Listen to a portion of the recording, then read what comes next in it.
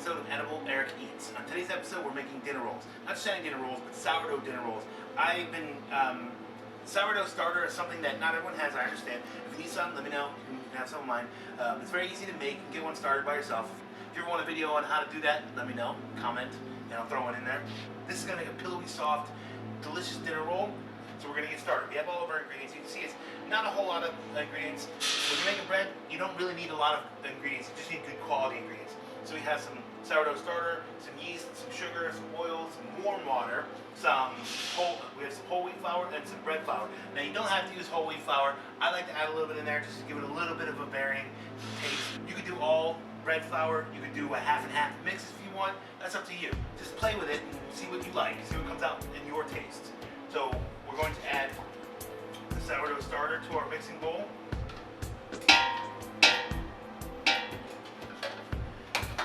We're going to add our yeast. Now yeast is optional if you have a good sourdough starter.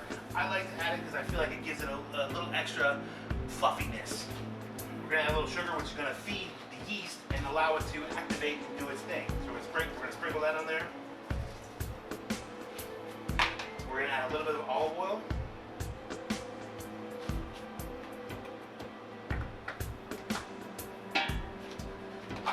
Last, we're going to add our warm water. We want to make sure it's warm, about 105 to 110 degrees. You want the water to be able to wake up the yeast, but not get it so hot it can kill it. So we have all those ingredients in here. Now we're just going to give it a mix, and we're going to let it sit and do what's called bloom. And blooming is just essentially a process to make sure that your yeast is alive. So you can see what that looks like, and I'll show you in about 5-10 minutes. It's going to start to bubble and start to almost foam. You'll see that in a second. One other thing I want to mention when you're making this dough, you want to pay attention to the hydration level of your sourdough starter. Now, that's a whole other conversation and a whole lot more detail, but just be mindful of that because that will affect how much flour you need to add in the final product.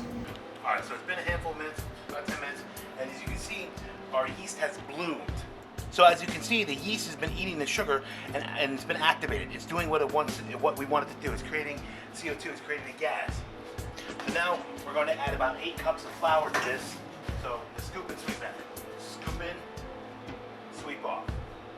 You do that so you don't, so you have an accurate measurement. Most recipes are measured like this. You don't want to sit there and shake it like that.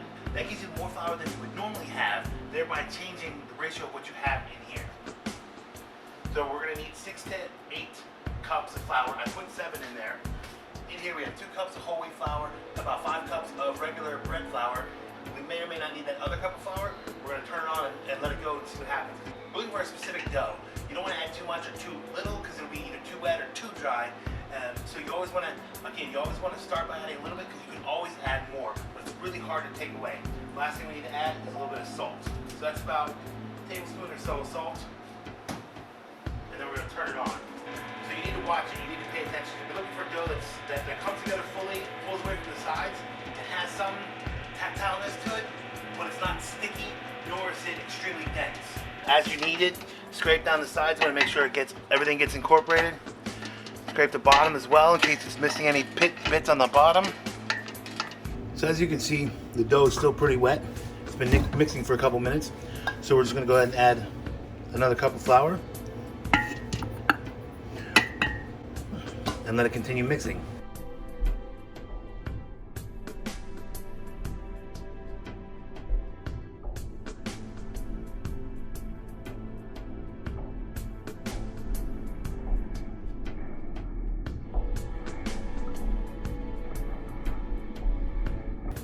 So once again, we're gonna add a little bit more flour, about a half cup.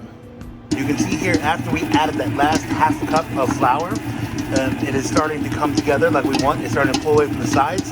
May need a little bit more flour, but again, we'll check it in a second. So it looks like that last half cup may have done it. If you look at the dough, it's pretty much where we want it to be. We want it to be a little tacky, but not super sticky. Like that pulls a little bit, and that's good. So now we're gonna let this knead in the machine for about 5-6 minutes. Again, you could do this by hand if you want, but I have a machine, so I'm gonna let it do the work. Dough is done. We're gonna roll it out onto a lightly floured surface, pull it out. I like to pull out, give it a couple little kneads by hand, just so I can feel the dough and make sure it feels pretty nice. And you can see it's not sticking, but it's also not sliding all over the place. This is how you knead by hand if you want. Push into it, turn it a quarter turn, tuck into itself, and push. Okay? That is the technique for kneading.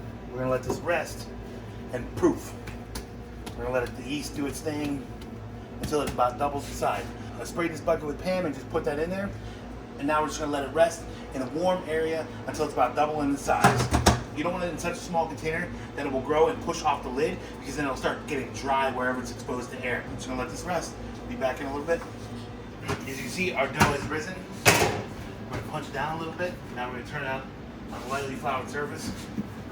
We have our dough out. We're going to cut it and weigh it into equal proportions, and so it's equal size.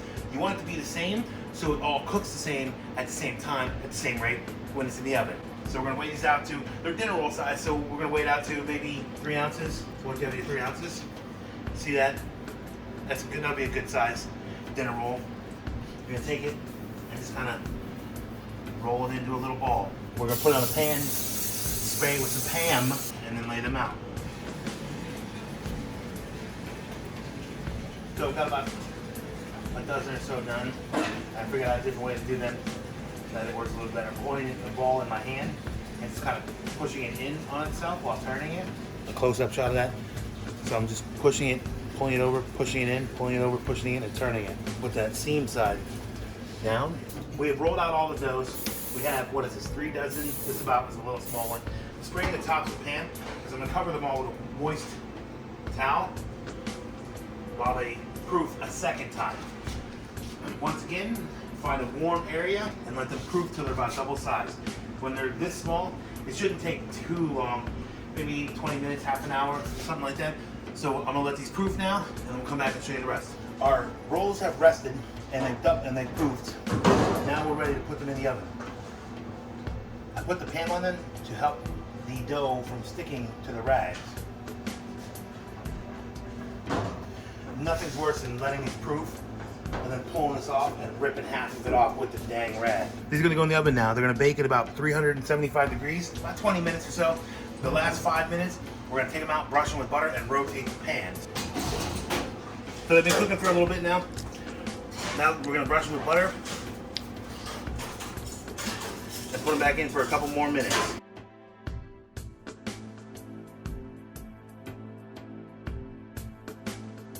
Now they're gonna go back in the oven for just a few more minutes. And like I said earlier, I'm gonna rotate these so they all get some even time exposure. All right, pull these out of the oven. You can see they got a little browner. They're gonna have a nice little crust to them when we crack into them. And just because I'm feeling fancy, I'm gonna finish mine with a little bit of truffle salt. You don't need to, clearly. You can put anything on them, you can put nothing on them. But I would crack one open, spread a little butter on it, and enjoy. You wanna let these cool down before you go to eat them. Ooh, that's a pretty dang tasty roll. That'd be perfect with some butter. Or a little gravy, just having it at the dinner table. Oh man, dipping that into a soup. Guys, don't be afraid to make bread. Try it. You'll be glad you did. This tastes so much better than any of those store-bought breads. So much fresher. Enjoy, guys. Looking to up your cooking skills? Click subscribe for more delicious content where I break down techniques, dish out succulent tips to help you not just keep on eating, but encourage you to grow on.